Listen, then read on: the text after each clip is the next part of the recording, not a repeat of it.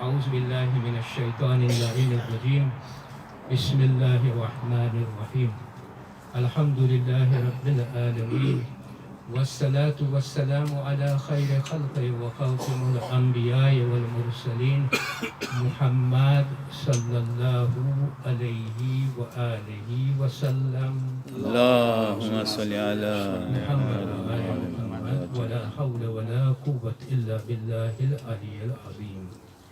Baik, kita berikan Assalamualaikum warahmatullahi wabarakatuh. Waalaikumsalam. તો આપણો જે સબ્જેક્ટ મેટર છે એ બરઝખ ઉપર હતો તે આપણે આજે કન્ટિન્યુ રાખશું. એકચ્યુઅલી બરઝખ ઉપર આપણને 2 લેક્ચર બાકી છે, આ એક અને આવતા અઠવાડિયે આપણે બીજું લેક્ચર છે, એના પછી આપણે કયામત ઉપર જઈશું. પણ હું આ બરઝખ ઉપર જે ચર્ચા આગળ કરું એની પહેલાં મને એક પ્રિએમ્બલ આપું છે. આપણે ઘણી વખતે વોકિંગ માટે નીકળીએ છીએ ભાઈઓ અને બહેનો. વોકિંગ અત્યારની આપણી જે ઉંમર થઈ છે એ ઉંમર પ્રમાણે સાયન્સ પણ કહે છે કે જેટલું બની શકે તેટલું આપણે વોકિંગ કરવું જોઈએ. અઠવાડિયામાં એટલીસ્ટ દિવસમાં તમે અડધી કલાક એક વખત વોકિંગ કરો. અઠવાડિયામાં જેટલી વાર થઈ શકે એટલું સારું. બધા કહે છે દિવસમાં એક વખત એટલે અઠવાડિયામાં 7 વખત. એના ઉપરથી ઘણી બીમારીઓથી આપણે બચી શકીએ છીએ. હવે મારું કહેવાનો મતલબ આ છે કે જ્યારે આપણે વોકિંગ નીકળીએ છીએ ત્યારે આપણે ઘણી વખતે આ બધા ઝાડો જે છે ને એની નીચેથી આપણે પસાર થઈએ છીએ. હું એ ઘણી વખતે અહીંયા અક્ષબ્રિજ રોડ ઉપર નીકળું છું તો તે મેચ્યોર ટ્રીઝ હોય છે. અક્ષબ્રિજ રોડ ઉપર જે HM તરફ આપણે જતા હોય તો આપણે દેખાઈ આવે છે. અમુક ઓક ટ્રી હોય છે, અમુક ચેસ્ટનટ ટ્રી હોય છે. આપણે ઘણી વખતે વિચાર કરીએ તો આ જે જિંદગી જે છે ને ટ્રીની એ 1000 વર્ષની જિંદગી હોય છે. એટલે આ 1000 વર્ષ સુધી એમ જ ઊભું હોય છે અને આપણે એની નીચેથી પસાર થતા હોય છે. તો તમે વિચાર કરો કે આ ઝાડ કમ્પેર ટુ આપણી જિંદગી જે મે બી 70 થી 100 વર્ષની હશે તો એની કમ્પેરિઝનમાં એ 10 ગણી એની જિંદગી છે. તો actually the tree sees generations after generation of human beings passing through the shadow, એટલે કે છાયા, એનો છાયામાંથી પસાર થતા. તો હું એ પણ હવે આટલું બધું થઈ ગયું હું એ પણ આ છાયામાંથી પસાર થતો હું છું. તો એક દિવસ હું ઊભો રહીને ઝાડને સવાલ કર્યો હતો. એમ નહીં બનતા કે હું ગેલો બની ગયો છું કે ગાંડો બની ગયો છું, ઝાડ સાથે વાતચીત કરું છું.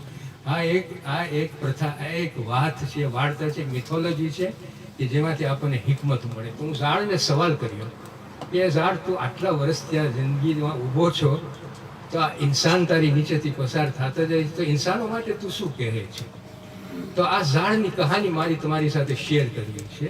બહુ ઇન્ટરેસ્ટિંગ કહાની છે. એમાં એવું નથી કે હું ગાંડો ગેલો બનીને એની સાથે વાતો કરતો હું છું, દર વર્ષે હું ચાલતો હું છું, પણ આ એક હિકમતવાળી વાર્તા છે.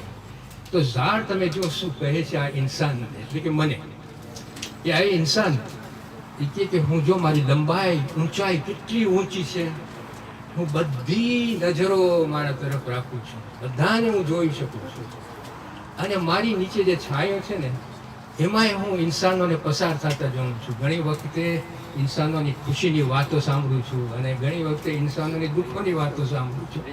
જ્યારે હું ખુશીની વાતો સાંભળું છું તો મને ખુશ આવે છે અને હું જ્યારે દુઃખની વાતો તો મને એ લોકો ઉપર દુઃખ થાય છે. પણ જો ઇન્સાન કે હું તમારી 10 જનરેશન થ્રુ જોયો છું કે તમે કેવી રીતે અહીંયાથી મારી તરફથી પસાર થાઓ છો. એ કે એક માં હોય એ બાળકને લઈને જાતું હોય છે. એ ઘણી વખતે મારા છાયાની નીચે બેસીને એના બાળકને ઘણું પ્રેમ કરતી હોય છે અને ઘણી વખતે બાળક રોય છે. એ રોય છે શા માટે? એની લાચારી હોય છે, એની પાસે જોર નથી હોતું કે એને જે ખપતું હોય એ મળતું ન હોય એટલે એ રોતું હોય છે. તો એની માં એને ખોળામાં બેસાડી અને કેટલું પ્યારથી એને ઉત્સાહ આપે છે અને સમજાવે છે કે એ બાળક તું વ્યાધિ નહીં કર, આસ્તે આસ્તે બધું હોય તને મળશે. આ માં એ ઘણી વખતે હું એ જોઉં છું કે એના બાપ આ માનો ખોળો એને મળે છે અને ઘણી વખતે હું એ પણ જોઉં છું કે એનો બાપ થાકેલો હોય છે પણ કારણ કે એનું બચ્ચું, એનું બાળક થાકેલું હોય છે તો એના ખભા ઉપર બેસાડી અને પ્યારથી એના ઘરે લઈ જતો હોય છે, હસી ખુશીથી. બાળક થાકેલો છે પણ જો આ એનો બાપ એનો પોતાનો ખભો એના બાળકને આપે છે. એ બાળક જ્યારે સ્કૂલમાં જતો હોય છે, જરાક મોટો થાય છે તો એની માને કહે છે કે માં, મારી પાસે મારી સ્કૂલની અંદર તું નહીં આવતી, કારણ કે બીજા છોકરાઓ આવે છે, મને શરમ આવે છે. તું એક કામ કરજે, તું મને છે ને જરાક દૂર છોડી નાખજે, તો હું એ પણ એકલો જાઉં, કારણ કે મારા દોસ્તારો બધા એકલા જાય છે.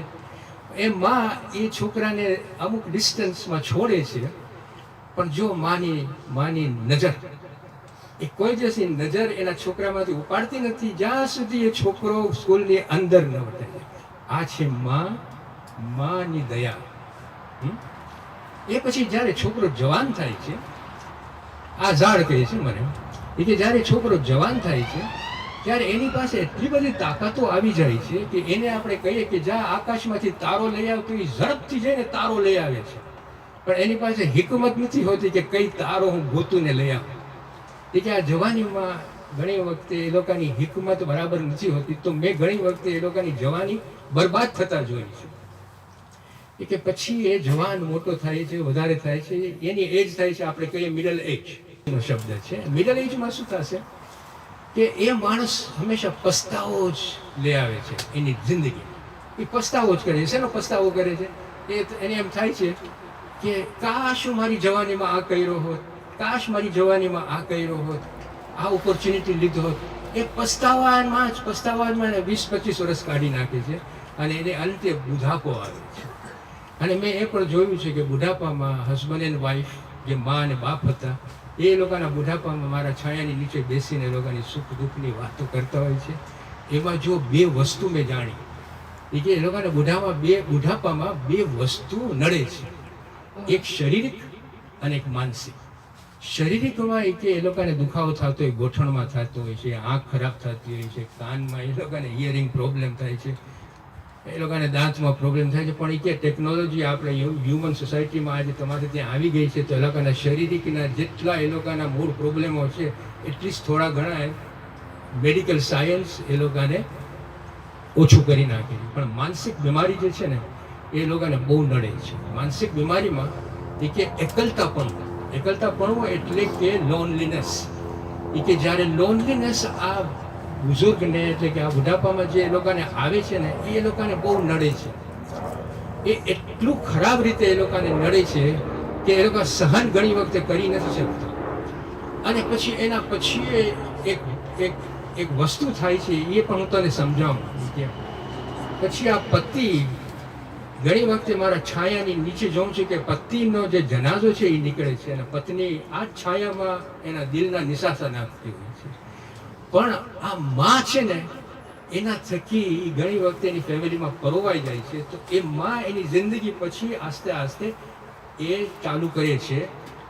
પણ જ્યારે મેં જોઉં છું કે પત્નીનો જનાઝો નીકળે છે, પત્નીનો જનાઝો જ્યારે નીકળે છે, તો કે આ બાપ અને હસબન્ડ જે છે ને, એ કે હસબન્ડ એના 50% જે દુઃખો હતા ને, એ એની પત્ની લઈ લેતી હતી.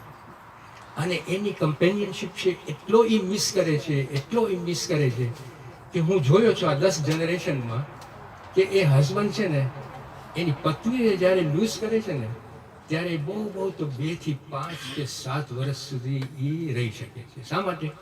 કારણ કે એની પત્નીને એની જે કમ્પેનિયનશિપ છે ને, એ બહુ મિસ કરે છે.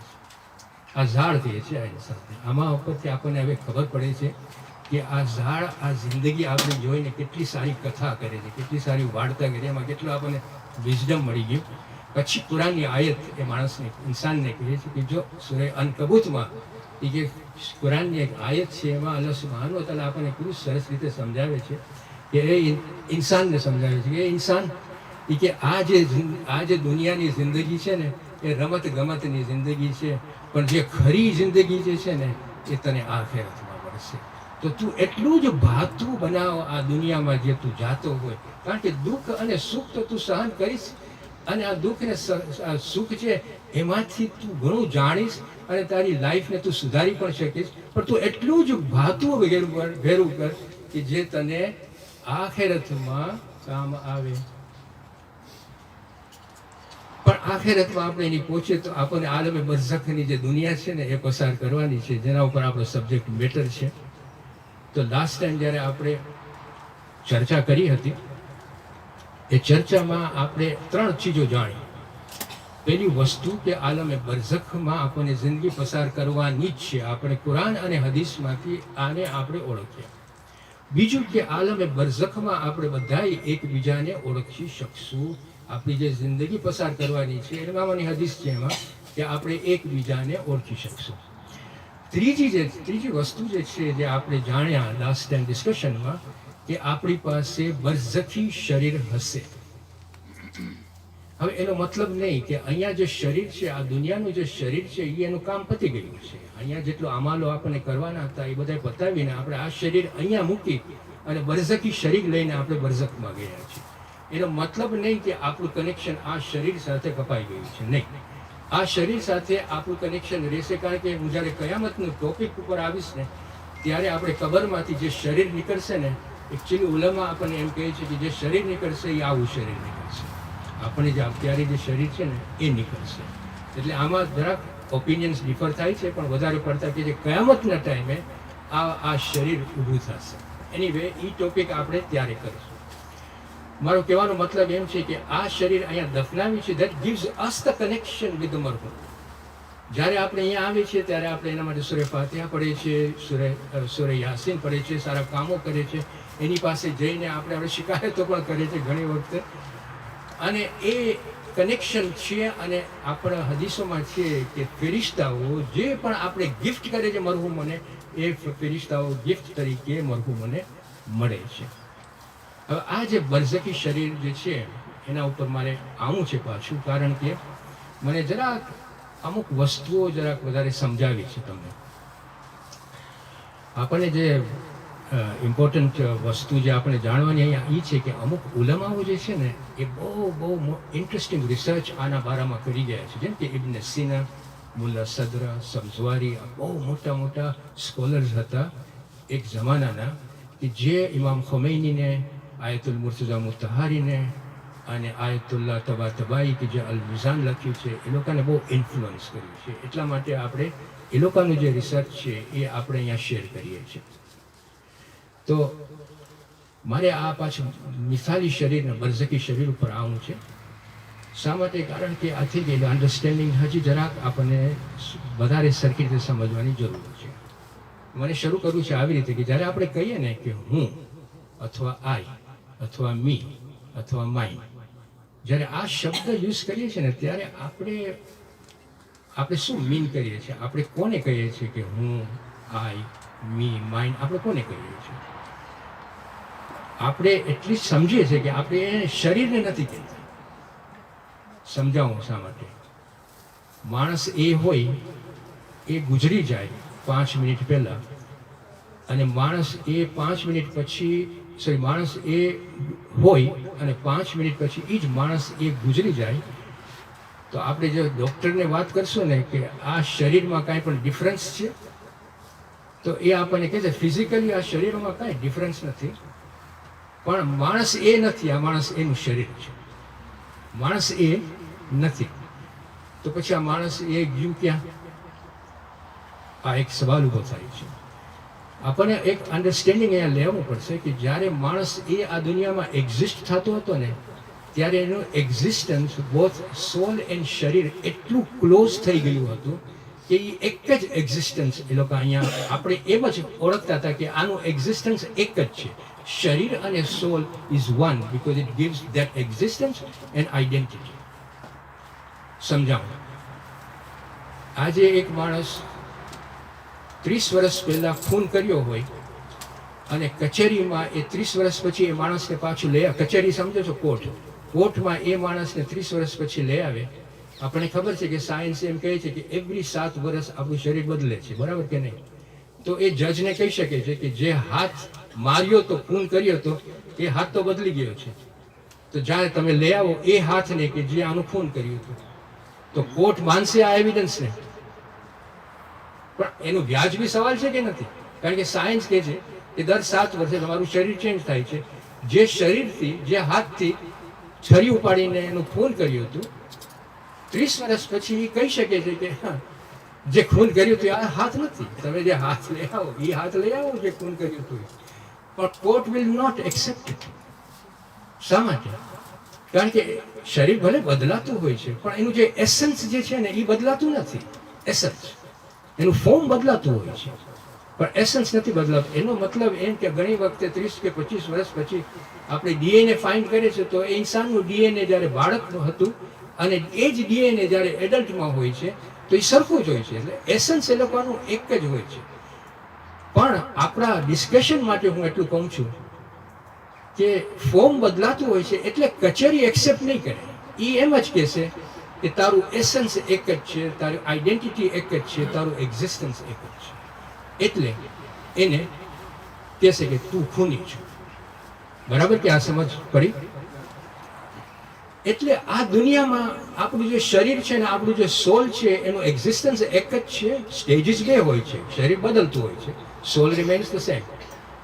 પણ એટલું ક્લોઝ થઈ જાય છે કે આપણે બધા એને એમ જ સમજે છે કે આ એક જ છે. એવી જ રીતે જ્યારે મોત આવી જાય છે અને રૂહ જ્યારે અહીંયાથી નીકળે છે, કારણ કે રૂહનું સંબંધ શરીર સાથે એટલું ક્લોઝ હતું કે રૂહ અમુક પ્રોપર્ટીઝ જે આપણા શરીરની છે ને એ એની સાથે બરઝખમાં જાય છે અને એ પ્રોપર્ટી એ શરીરને આપણે બરઝખી શરીર કહીએ છીએ. હવે આ સવાલ ઊભો થાય છે તો પછી આ દુનિયામાં આપણે કેવી રીતના કહી શકીએ કે આપણી પાસે કોઈ એવા એક્સપિરિયન્સ છે કે આપણે કહીએ કે નહીં મિથાલી શરીર જે આપણે વાત કરીએ છીએ એ આપણને અલ્લાહ સુબ્હાનહુ વ તઆલા એનું ગ્લિમ્સ આ દુનિયામાં આપે છે? એવું કંઈક છે કે આપણે કહી શકીએ હા છે પોસિબિલિટી કે આ બરાબર છે કારણ કે આ આપણને ગ્લિમ્સ આ દુનિયામાં મળે છે? તો અલ્લાહ સુબ્હાનહુ વ તઆલા આયત સૂરે ઝુમરમાં જે આયત જે સુવાનું છે એક નાનું મોત છે અને જ્યારે મોત આવે છે તે મોટું સુવાનું છે એટલે કે મોટું મોત છે. એની જ્યારે આપણે એનાલિસિસ કરીએ ને તો આપણને આ વસ્તુ મળે છે કે જ્યારે આપણે સુવા જાય છે જે આપણે કહીએ છીએ સ્મોલ ડેથ, આપણે ડેથ ચાખીએ છીએ કારણ કે આપણી બધી કોગ્નિટિવ ફેકલ્ટી આપણે ત્યારે કટ કરી નાખીએ છીએ. સ્લીપમાં આપણે જ્યારે સ્વપ્નું આવે છે અને સ્વપ્નમાં આપણે આપણા પોતાના શરીરને જે જોઈએ છે ને એ શરીરને જે ડ્રીમમાં જોઈએ છે ને સ્વપ્નમાં એને આપણે કહીએ છીએ મિથાલી શરીર. સમજાવું? આજે એક ડ્રાઈવર હોય એ રૂહ છે આપણું. એ ગાડીમાં બેસે એટલે એનું શરીરમાં એ બેસ્યું કહેવાય. જ્યારે એની ગાડીમાં એ બેઠો હોય એને જાતો હોય, એન્જિન હોય, બધું હોય, બંને બહુ ક્લોઝલી કનેક્ટેડ હોય, એ અત્યારે આપણી જે હાલત છે ને એ છે. ઓકે? હવે જ્યારે આપણે સુવા જાય છે ને ત્યારે એ ડ્રાઈવર જે છે ને રૂહ જે છે ને એ ગાડીમાંથી એ આપણા શરીરમાંથી નીકળે છે. ગાડી ઓન હોય છે પણ શરીરમાંથી નીકળે છે અને આપણે જ્યારે એ સ્વપ્ન આવે છે એ સ્વપ્નમાં આપણે એ ડ્રાઈવર એટલે રૂહને જોઈ છે, એ શરીરને જોઈ છે, વિચ ઇઝ મિથાલી શરીર. એ મરહુમો સાથે વાત કરતો હોય છે. ઘણી વખતે કે મારા પપ્પાને મમ્મીને જોયો હતો અને એની સાથે વાત કરી હતો અને ઘણી વખતે એ આપણે એકબીજા સાથે પણ વાત કરે છે એ મિથાલી શરીર. કારણ કે એ શરીર આપણા બધાનું શરીર એવી રીતે નીકળે છે સ્લીપમાં. અને પછી એ પાછો જ્યારે આવી જાય છે ત્યારે આપણે સ્વપ્નનું એન્ડ થાય છે અને આપણે પાછા એટલે કે આપણે પાછા ગાડીમાં બેસી આપણે શરીરમાં બેસી ને આપણે જિંદગી આપણે કાઢતા હોય છે. પછી એક વખત આવશે કે એ જ્યારે એ ગાડીમાંથી શરીરમાંથી જ્યારે બહાર નીકળે છે ને તો એ જે એન્જિન છે ને એ સ્વિચ ઓફ થઈ જાય છે. એ જ્યારે સ્વિચ ઓફ થાય છે ને પાછો ગાડીમાં આવી નથી શકતો કારણ કે ધેટ્સ મોર. હવે એનું જે ગાડીમાં આવવું હવે બંધ થઈ ગયું. એ પછી ડ્રાઈવર જે છે જે રૂહ છે એ જે મિથાલી શરીર જે અમુક પ્રોપર્ટી લઈને પછી બરઝખમાં રહેવા જાય છે કારણ કે બરઝખમાં આવા શરીરની હવે જરૂર નથી, બરઝખી શરીરની જરૂર છે. જે શરીરમાંથી આપણે એકબીજાને ઓળખી શકશું, એકબીજાને આઈડેન્ટિફાઈ કરી શકશું અને એકબીજા સાથે વાતચીત કરી શકશું. જેવી રીતે અલ્લાહ સુબ્હાનહુ વ તઆલા આપણને સ્વપ્નમાં આ એક ઈશારો આપે છે, આ એક ગ્લિમ્સ આપે છે. થોડી ઘણી સમજ પડી? ઓકે. જો આ સમજ પડી ગઈ હોય પછી જ્યારે બરઝખમાં રૂહ જાય છે તો અમુક ટોળાઓ ત્યાં હોય છે. આપણે ગઈકાલે લાસ્ટ ટાઈમ ચર્ચા કરી હતી ક્યાં ક્યાં ટોળાઓ હશે ત્યાં. તો પહેલું ટોળું એ હશે કે જે ઈમાનદારોનું ટોળું હશે કે જે અહીંયા આવીને અલ્લાહ સુબ્હાનહુ વ તઆલાની જેટલી અહકામો હતા એ બધા અહકામો સરખી રીતે એણે પાડ્યા હતા અને એ જે ગ્રુપ છે એ લોકોને જન્નતની ખુશ્બુ આવતી હશે બરઝખ. આ તમને કુરાનમાંથી મળે છે અને આપણે હદીસોમાંથી પણ મળે છે.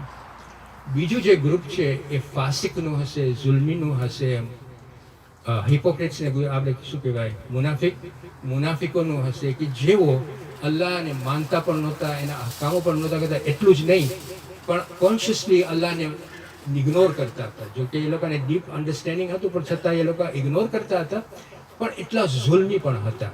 એ જે ગ્રુપ છે અઝાબમાં, એ લોકો એ ગ્રુપને બરઝખમાં અઝાબની આંખ એ લોકો ચાખતા હશે સવાર અને સાંજ. ત્રીજું જે ગ્રુપ છે એ આ છે કે ઈમાનદારો જે છે કે જેઓ ઘણી વખતે અહીંયા ગુનાહો કરી નાખ્યા છે, ગાફિલ હતા, ગફલામાં આવી ગયા હતા, પણ એ ગ્રુપ છે ને જ્યારે રિયલાઇઝ કર્યા ને ત્યારે એ લોકો ઇસ્તિગફાર અને માફી અલ્લાહ સુબ્હાનહુ વ તઆલાની માગી, અને જ્યાં આ જો માફી ને ઇસ્તિગફાર કબૂલ થઈ ગયું હોય તો આ જે ગ્રુપ છે એ લોકોને પનિશમેન્ટ નહીં મળે બરઝખમાં. જો હિસાબ કિતાબ આખિરતમાં કયા બધા દેશો બધાનું થવાનું છે, હું બરઝખની વાત કરું છું કે જે મિડલ દુનિયા છે. અને આ જે ગ્રુપમાં એવાઓ છે કે ઈમાનદારો કે જે આ બધા ગફલાઓ કર્યા હોય, ગુનાઓ કર્યા હોય, પણ એ લોકોએ ઇસ્તિગફાર અને તોબા ન કર્યા હોય તો અલ્લાહ સુબ્હાનહુ વ તઆલા કહે છે કે ઘણી વખતે મોતના વખત કે મોતની પહેલા કે આ દુનિયામાં એ લોકોને ઘણા દુઃખો થાય છે તો એ પણ અઝાબ તરીકે લઈ લે છે. અને જો that doesn't compensate for those things that he has done, તો બરઝખમાં પણ એના અઝાબો થતા હોય છે કયામત સુધી. પછી કયામતમાં એમ કહેવાય છે કે એના જો બધા ગુનાઓ જે થયા છે એને જે પનિશમેન્ટ મળી ગયો બરઝખમાં તો એના માટે કયામત અને આખિરત પછી સહુલત થશે. અને એક એવું ગ્રુપ છે કે જે they were deprived of the hidayah of Islam, the hidayah of Allah subhanahu wa ta'ala, political reason, socio religious reason, કોઈ પણ એવા રીઝન કે એ લોકોને આ હિદાયત પહોંચી ન હોય, બીકોઝ એ લોકો ઉપર જોરદાર કરવામાં આવ્યું હતું, આઇસોલેટ કરવામાં આવ્યું હતું. તો એવા બધા માણસોને they will be suspended in barzakh, means એ લોકો સૂતા જશે. એ લોકોની જવાબદારી પછી આખિરતમાં હશે, કયામતના દિવસે અલ્લાહ એ લોકોનું ડિસાઇડ કરશે. આ એક મોટું ટોળું છે કે જેમાં ઘણી વખત આપણે સવાલો કરીએ છીએ કે આ માણસ કેટલું સારું કરી ગયો છે પણ મુસલમાન નથી કે ઈમાનદાર નથી. તો આ બધા જે છે એ અલ્લાહ પછી એનું ડિસાઇડ કરશે. હવે છેલ્લે મને છે ને સવાલ છે ને? ઓકે. આના પછી મને હવે છેલ્લે જે ચાર આયત તમારી સમક્ષ રજૂ કરવી છે બહુ સમરીમાં, તો આપણને ખબર પડે કે કુરાન એકચ્યુઅલી બરઝખમાં આપણને શું સમજાવે છે, વિચ ઇઝ વેરી ઇમ્પોર્ટન્ટ. તો પહેલી જે આયત મને તમારી સમક્ષ રજૂ કરવી છે તે છે સૂરે ફજરમાંથી. તમને આ બહુ ફેમસ આયત છે, એ નફ્સે મુતમઈન્ના, બરાબર કે નહીં? સૂરે ફજરની મને 10મી કહેવાની વાત મને ખબર નથી એક્ઝેક્ટલી, પણ છેલ્લી આયત છે એ નફ્સે મુતમઈન્ના, તું રાજી ખુશીથી મારી પાસે આવી જા, જેનાથી હું પણ રાજી હોઉં ને તું મારાથી પણ રાજી હો, અને તું મારા બંદાઓમાં શામિલ થઈ જા અને જન્નતમાં આવી જા. હવે આમાંથી આપણે એક બે વસ્તુ મળે છે. જ્યારે કે પાછો મારી પાસે આવી જાય એનો મતલબ છે મોત ચાખીને મારી પાસે તું આવી જા, એ નફ્સે મુતમઈન્ના, એ શાંતિવાળું નફ્સ, તું મારી પાસે આવી જા અને તું શામિલ થઈ જા મારા બંદાઓમાં અને જન્નતોમાં તું આવી જા. હવે કયામત તો આવી નથી, બરાબર કે નહીં? તો આ કઈ જન્નતની વાત કરે છે? આ જન્નત જે વાત કરે છે એ બરઝખની જન્નત છે. એટલે આપણને કહેવામાં આવે છે કે બંદાઓ હશે કે જે જન્નતની ખુશ્બુઓ ચાખતા હશે. તો આપણા જે નફ્સે મુતમઈન્ના છે કે જે અહીંયા આવીને પોતાનું ગુજરાન એવી રીતે ચલાવ્યું છે કે અલ્લાહના અહકામો પરથી, તો એ નફ્સે મુતમઈન્ના ત્યાં જ્યારે જશે ત્યારે એ બંદાઓ સાથે હશે, વાતચીત કરતા હશે, શામિલ થઈ જા અને જન્નતની ખુશ્બુ ચાખ અને યાદ કર કે જે જન્નતમાં જ્યારે આખિરતમાં જાય છે તને કેટલું મળશે આનાથી વધારે. આ એક આયત. બીજી આયત આપણને મળે છે સૂરે નૂહમાં. સૂરે નૂહમાં અલ્લાહ સુબ્હાનહુ, તમને ખબર છે ને એનું કોન્ટેક્સ્ટ આ છે કે સૂરે નૂહમાં એ જે કોમ હતી એ કોમ બહુ અઝાબી કોમ હતી અને એ લોકો ઉપર અઝાબ આવ્યું હતું. તો પહેલું અઝાબ કયું આવ્યું હતું? ડૂબાડી નાખ્યા હતા, બરાબર કે નહીં? તો અલ્લાહ સુબ્હાનહુ સૂરે નૂહમાં આયતમાં કહે છે કે આ બધાને તમે ડૂબાડી નાખ્યા અને કહે છે કે એના પછી તરત જ તમે જહન્નમમાં જાશો, આગ ચાખશો, તરત જ આગ ચાખશો. હવે આમાં આપણને ખબર છે કે હજી કયામત આવ્યું નથી, તો આ કઈ આગ ચાખવાની વાત કરે છે? તો વન્સ અગેન અલ્લાહ આપણી પાસે અહીંયા ઈશારો છે કે બરઝખમાં આપણને હવે ખબર પડે છે કે અમુક આની હાલતો એવી હશે કે એ લોકો આગ ચાખતા હશે બરઝખમાં. ત્રીજી આયત જે આપણને મળે છે સૂરા મુમિનૂનમાં મળે છે કે જેમાં અલ્લાહ સુબ્હાનહુ વ તઆલા કહે છે કે આ ફિરૌન અને આલે ફિરૌન છે. આલે ફિરૌનને એ લોકોને કહેવામાં કે તમે આ ફિરૌન અને આલે ફિરૌનને સવાર અને સાંજ એ લોકો આગ ચાહતા રહેશે અને આખેરતમાં એ લોકો સખત આગમાં જશે.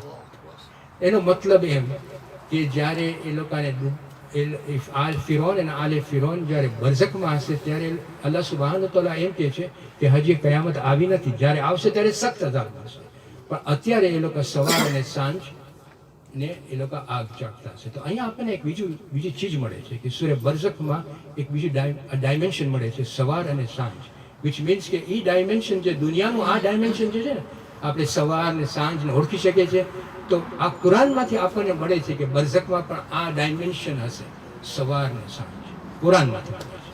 ઓકે. અને છેલ્લી આયત છે સૂરે વાકિયા. સૂરે વાકિયામાં અલ્લાહ સુબ્હાનહુ વ તઆલા કહે છે કે જે મારી નજદીકના માણસો છે ને એ લોકોને રાહત મળશે અને નેમતવાળી જન્નત મળશે, અને જેઓ ઝુલ્મી છે એ લોકો ઉકળતું પાણી પીશે અને ઉકળતું પાણી પીશે અને સખત આગ ચાખશે.